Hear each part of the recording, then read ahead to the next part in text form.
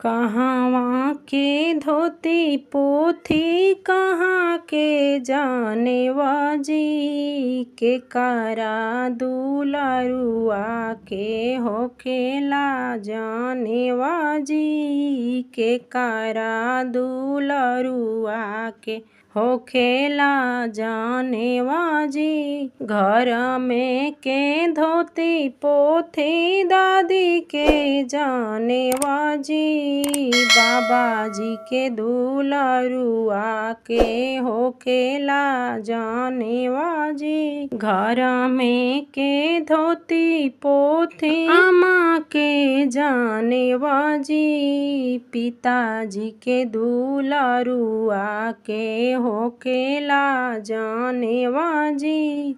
घर में के धोती पोथी बड़ी मम्मी के जानेवा जी, बड़े पापा के बरुआ के होखेला जानेवा जी।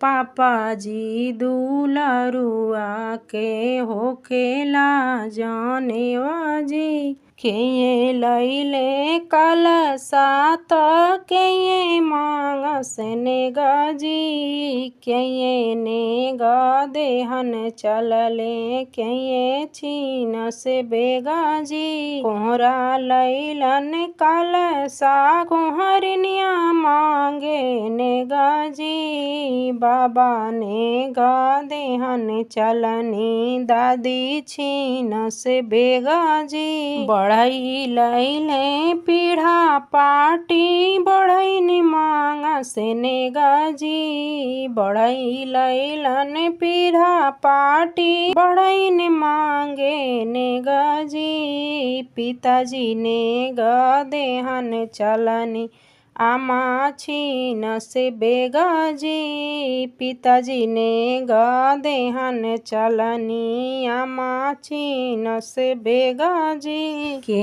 ये बांधले बेदी के ये मांगे नेगा जी, के ये नेगा देहन चलल के ये छीनस बेगा जी। पंडित जी बान्हिले बेदी फुआ मांगस नेगा जी, बाबा नेगा देहन चलले दादी छीनस बेगा जी। पंडित जी बान्हिले बेदी फुआ मांगस नेगा जी, पिताजी नेगा देहन चलनी आमा छीनस बेगा जी। बड़े पापा नेग देहन चलनी मम्मी छीनस बेगा जी। पंडित जी बान्हिले बेदी फुआ मांगस नेगा जी, चाचा नेगा देहन चलनी चाची छीनस बेगा जी। चाचा नेगा देहन चलनी चाची छीनस बेगा जी।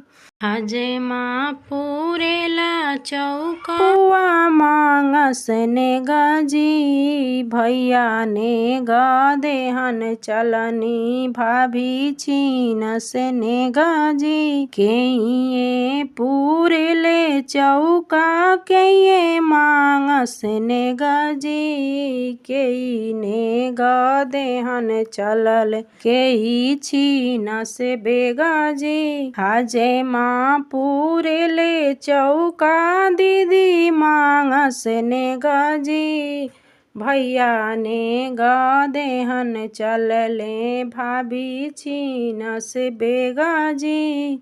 भैया नेगा देहन चलले भाभी छीनस बेगा जी।